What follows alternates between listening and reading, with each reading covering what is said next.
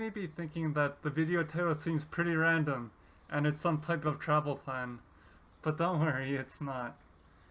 It's all part of the plan though. Not a travel plan. This video's plan. Just sit back, relax, and enjoy the video, Baka. You're here with Yonggi-baka, the courageous idiot, and a new kid on the Anituber block. How you doing? I'm doing fine. Why? Because it's Monday. Or at least it was just Monday, it's actually Tuesday. Or perhaps this will hopefully be posted on a Monday? I don't know, if there's one thing you can call me, it's inconsistent. Aside from Yonggi-baka, of course. Anyway though, Mondays have become my favorite day of the week, and that's all because of anime. You're probably sitting in front of your screen right now with a finger and your thumb in the shape of an L on your forehead. Hey now. Let me explain. Before this anime season, I would probably be in the same boat that you're currently in. For those of you uncultured, allow me to educate. She, like the warship she's named after, the Shimakaze, is a special class destroyer found in the Kantai collection. Now, it just goes to show you that you probably shouldn't judge a book by its cover, because she could probably kick your ass if she wanted to. If you've been keeping up to date with my videos and paying attention to all the clues that I've been sprinkling about in each video, or okay, maybe not each video, but I've been sprinkling them about, you'd know that there are 3 anime that have me looking forward to Monday each week. In fact, they're my 3 favorite anime of this anime season. I think I'll be splitting this video up into a 2-parter because I want to be mindful of the video length. The first 2 that I'll be talking about today are Odd Taxi and To Your Eternity, number 3 and number 2 respectively. To be honest, I don't think either of them were on my spring 2021 to watch list originally. I don't think I caught either on the first Monday too. Crazy, I know. But I'm so glad that I gave both of them a chance because they quickly rose to become my favorites and part of my Monday tradition. I guess it's like Michael Scott says, "Oh, how the turntables." Random question. Who here has ever taken a taxi before?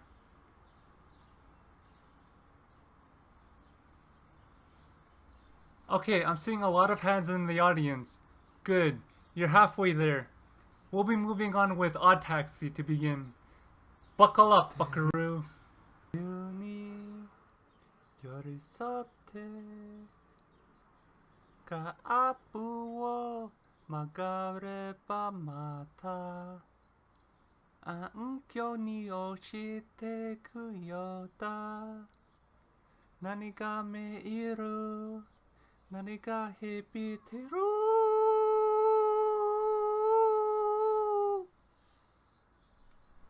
I don't know if you noticed, but our main character, Otokawa, is a walrus.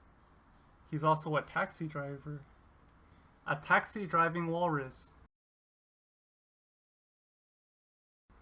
And that's probably the oddest thing about Odd Taxi is that it's filled with a plethora of anthropomorphic animals. But that's really where the surrealism ends.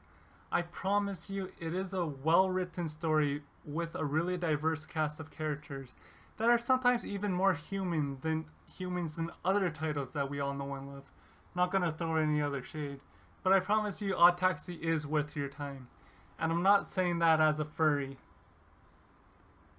Although there is a certain wolf goddess out there that if she ever wanted it, she could get it at any time. What? Otokawa is a taxi driving walrus.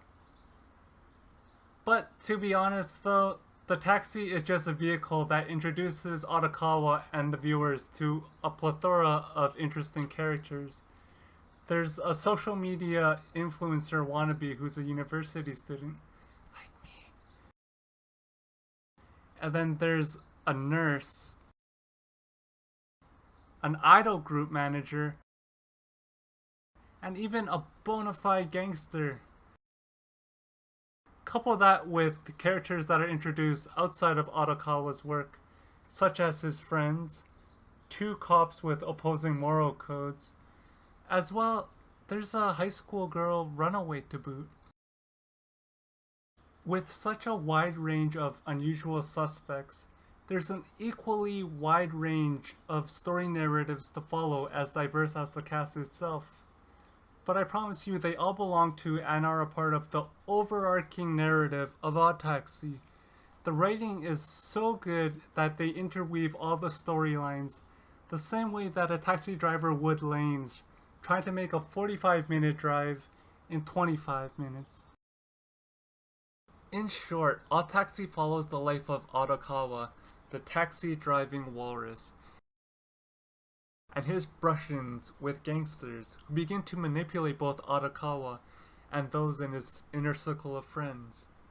I don't want to give too many details away or reveal any of the plot and spoil it for you, and believe that it's just something that you have to watch and experience for yourself. Instead, I'll just kindly but firmly recommend that Odd Taxi is an anime you don't skip out on. Odd Taxi, to put it simply, is just trifled with so much mystery and a lot to contemplate about. Like, who is the taxi driving walrus? Are they actually animals or just mental projection? What happened to the girl who was originally the center of the girl group? Like an onion, there are so many layers that you just have to peel and unravel for yourself.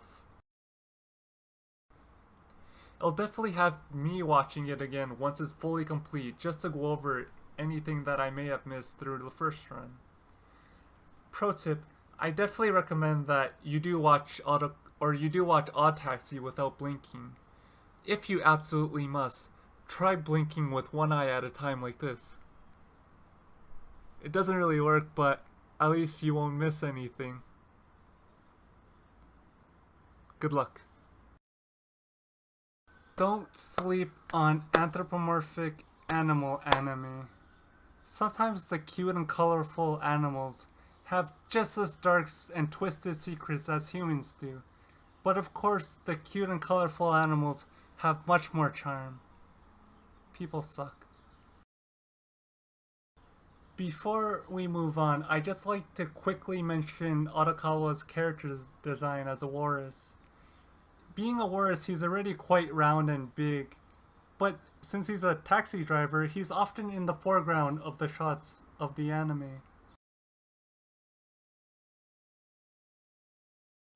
His comically small hat makes his head look even fluffier, and it's even kinda cute, I dare say.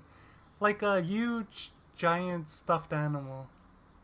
I suppose it's a little light to juxtapose all the darker themes of Odd Taxi as an anime and overall story.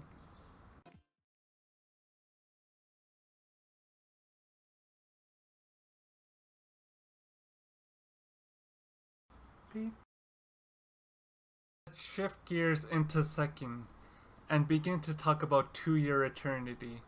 I promise that's the last pun I make because this anime repeatedly stomps on your heart. Pink blood, pink blood, pink blood, pink blood, pink blood, pink blood. I didn't actually watch 2-Year Eternity when it first came out on Crunchyroll. To paraphrase, the synopsis is, an orb is sent to the earth. If stimulated, the orb can take shape of whatever stimulates it. It first becomes a rock, then a wolf, and then a boy. And I thought, that sounds really interesting. And then I wrote it off. A couple days later, after I finished catching up with everything that was coming out this season, and finished watching whatever I was watching at the time, I thought, what if 2-Year Eternity is a really good introspective and character-driven story? And it totally is. which I'm all for. What I'd like to note is that it's the apparent changing of the subject that stimulates the orb. First, it settles on a rock, and then moss grows on the rock, so it becomes the moss that grows on the rock. Exciting, I know. But I promise, it picks up shortly after that. It notices a wolf dying nearby, so it becomes the wolf. As a wolf, it wanders around the tundra and meets a boy living alone. And then the boy...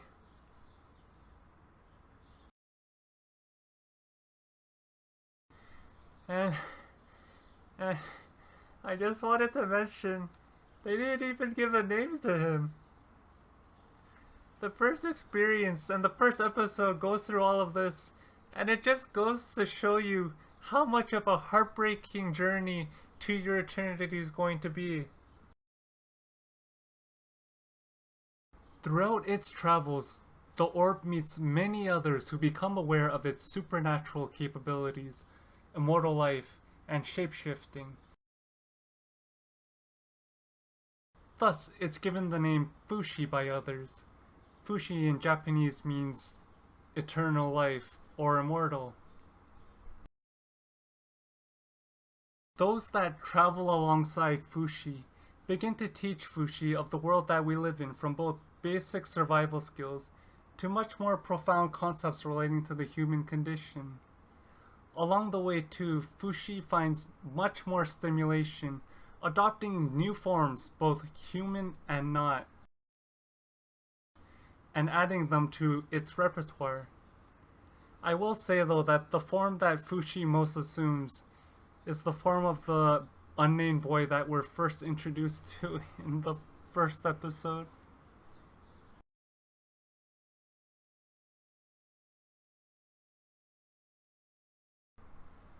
The companions traveling alongside Fushi and teaching it of the world become almost a surrogate family to Fushi. It's through these relationships where Fushi experiences a sense of both connection and, I dare say, even love. And I mean love in the most basic and expansive form. Let me explain. For example, the sense of love you feel when you're traveling with a loved one. The sense of love you feel when you're eating and sharing a meal with a loved one. The sense of love you feel when you're fighting for and protecting a loved one. The sense of love you feel when you lose someone.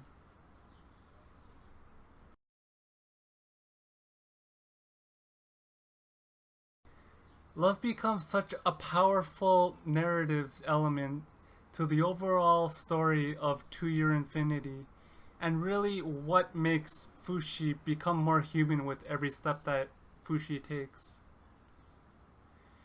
Even though it may not be understood, it need not be understood to be felt.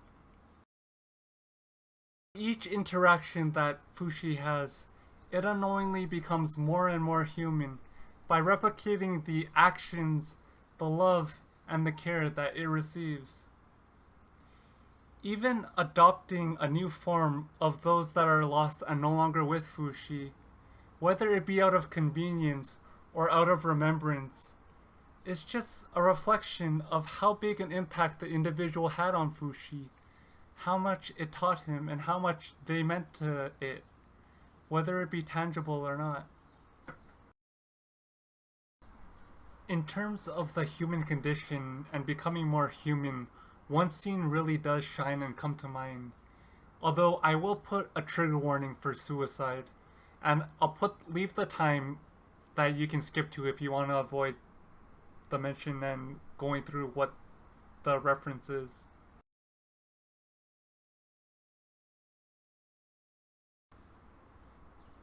Okay, here's the context behind the still frame that was just shown to you. In the episode, a young girl is being chased by her assailants. They shoot an arrow, she gets hit, and ultimately loses her life.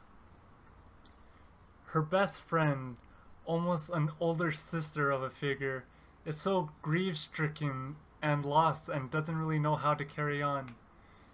She sees a knife lying on the ground, scattered, grabs it, and thinks to join her. Fushi notices, and he actually stops her before she's actually able to commit any act that would effectively, you know. And just that scene in itself and the action is such a monumental pivot and a monumental scene in terms of Fushi's journey to becoming more human and really understanding the human condition, what it means, and the importance of human life, or the importance of what a life means.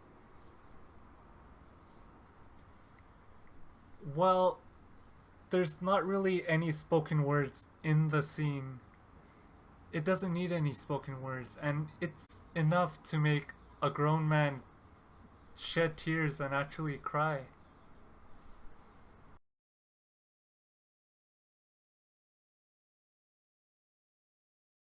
On a lighter note, I would also like to mention the stunning set designs and animation that To Your Eternity treats its viewers to.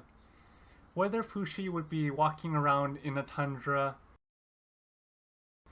in a forest, in a village, or even in a familial home, the sets and scenes that Fushi finds himself in become much more colorful and intimate as he becomes more connected and close to other human beings. And it really is a reflection as to the grandeur and beauty of the show and its overarching narrative. I also want to mention that Utada Hikaru sings the opening theme song for To Your Eternity, titled Pink Blood. And it's such a hauntingly beautiful song that perfectly captures the entire sentiment and the emotion of the show. Its echoes will haunt you, and Utada Hikaru has such a beautiful, beautiful, beautiful voice. Whatever she's singing, whether it be for different anime, video games, or what have you, it always makes you feel some type of way. In you and I, there's a new land, angels in flight, on with my chaperone, you know, my sanctuary, my sanctuary. Yeah. Okay, that's from Kingdom Hearts, but I mean, it fits because Fushi is a wandering sanctuary that houses all of the memories of those who have had an impact on him, right? Right? Even though the premise of To Your Eternity is up in the air, it's grounded by its realistic interpretation and exploration of the human condition. What makes us, us. And sometimes it's nice to be reminded of one's own humanity and just what it means to grow up and to be human. Honestly, To Your Eternity would take my number one spot. The only reason why it hasn't is because it makes me cry and breaks my heart like 2.5 times an episode.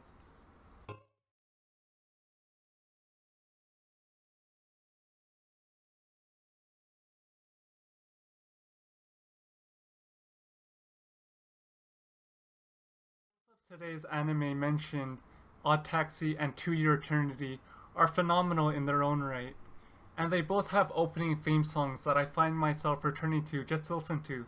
They're that good. If you haven't watched or begun to watch either of them, then what the hell are you waiting for? I'm sorry, language that came off kind of strong. But if you need a sign, then this is your sign. Or maybe you're already a fan of both of them. Or maybe you already think that both of them are too weird and not your taste, and that I have weird taste. Wouldn't be the first time. One remains my favorite anime of the season, and probably the most controversial. Can you guess what it is? Find out next time on the next episode with Yonggi-baka. Until the next time, take care and thank you for watching. Ja, mata ne!